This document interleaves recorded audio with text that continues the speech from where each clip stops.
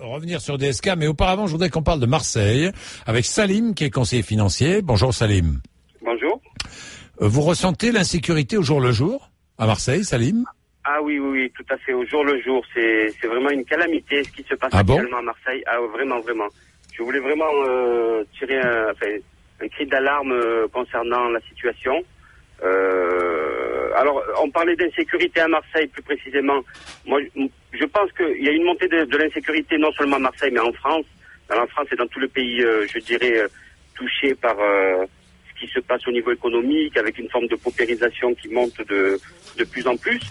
Mais c'est vrai qu'à Marseille, alors tout ce qui est petit larcin, tout ça, crée une forme d'insécurité, c'est sûr, il n'y a pas de souci, à Marseille comme ailleurs. Mais à Marseille, c'est vraiment différent parce que là, on a affaire à des gens qui se promènent impunément avec des armes lourdes de guerre, des kalachnikovs pour ne pas les citer. Je peux vous citer un bon nombre d'exemples. Je ne sais pas si vous connaissez le complexe commercial Grand Littoral à Marseille, où il y a quelques mois de cela, 5 minutes avant mon entrée dans la grande surface, il y a 2 scooters qui étaient rentrés, armés jusqu'aux dents, avec 2 personnes qui conduisaient et qui ont vandalisé et surtout cambriolé une bijouterie, emportant je ne sais pas combien de butins. Bon bref, avec des armes, vraiment des armes lourdes. Donc moi ce que je voulais dire, c'est, on est quand même des parents, on a des enfants. On voudrait pas se retrouver lors d'un tir croisé de règlement de compte ou quoi que ce soit. Mais moi je pense que Marseille, au jour d'aujourd'hui, en face de nous on a des malfaiteurs qui ont des armes de guerre.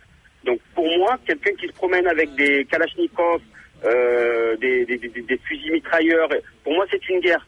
Donc vous disiez juste avant que de toute façon dans les guerres actuelles, souvent ce sont des victimes, ce sont des civils qui sont victimes. Mais à Marseille, pour l'instant, il n'y a que des civils qui sont victimes. Donc il y a une guerre. Moi je pense que la réponse à donner, c'est l'armée. On parle de budget, on parle d'économie, etc. On a l'armée qui est le poste de l'armement, de l'armée, de la défense, qui est un des premiers, je crois, avec l'éducation nationale.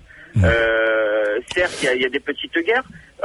Moi, je pense que, au moins pour Marseille, faire une expérience, mais au moins sortir, parce que 150, 200, 300 policiers sur Marseille, changer tous les 2 jours de préfet, ça changera rien du tout à la situation. Bien, merci alors, Salim, merci Mohamed, est aussi à Marseille. Pardon Salim, mais je peux pas. Chacun a le droit de s'exprimer. Vous êtes en formation, ancien policier. Bonjour Mohamed. Oui, bonjour Jean-Jacques, comment allez-vous? Oui, vous aussi vous dites, ça va très bien Mohamed, vous aussi vous dites qu'à Marseille, vous connaissez beaucoup de problèmes depuis longtemps et que la situation s'est vraiment aggravée ces derniers temps. Tout à fait, hein, effectivement, ça fait ces 10 dernières années, ça s'est vraiment détérioré. Tout d'abord, je tenais à transmettre tous mes condoléances à la famille du petit garçon qui est mort au quartier d'Abel de Mai. Oui, tout à fait, je me souviens. Le petit garçon de 4 ans. On en a parlé la semaine dernière. Voilà, donc tous mes condoléances à sa famille. Moi j'habite à Abel de Mai, hein, Jean-Jacques. Hein. C'est juste en bas de chez moi où cela s'est passé. Oui. Donc au niveau de l'insécurité, déjà routière, c'est excusez-moi du terme, mais c'est l'anarchie, c'est le bordel. L'insécurité routière, tout le monde, les automobilistes, c'est un peu le Far West. Ils font un peu ce qu'ils veulent. Donc ils savent très bien que les policiers, il y en a plus beaucoup, les gendarmes encore moins. Donc ils savent très bien et ils font un peu ce qu'ils veulent sur la route. Donc ça c'est l'insécurité routière. Et après les agressions physiques envers les personnes et tout ce qui est les actes délictuels, là ça devient la population est oubliée, elle est totalement oubliée. Donc là où les effectifs de police sont omniprésents, c'est beaucoup du côté du Vieux-Port, dans le centre. Oui. Pourquoi? Parce que il y a du tourisme. Il y a beaucoup de gens qui viennent d'ailleurs. Bien sûr. L'image de Marseille. Bien donc sûr. Là, ok, on met beaucoup de policiers municipaux. Donc l'argent aussi, parce que plus il y a du tourisme, mais ça fait rentrer de l'argent dans les caisses de la municipalité. Après, ça fait 10% du territoire marseillais.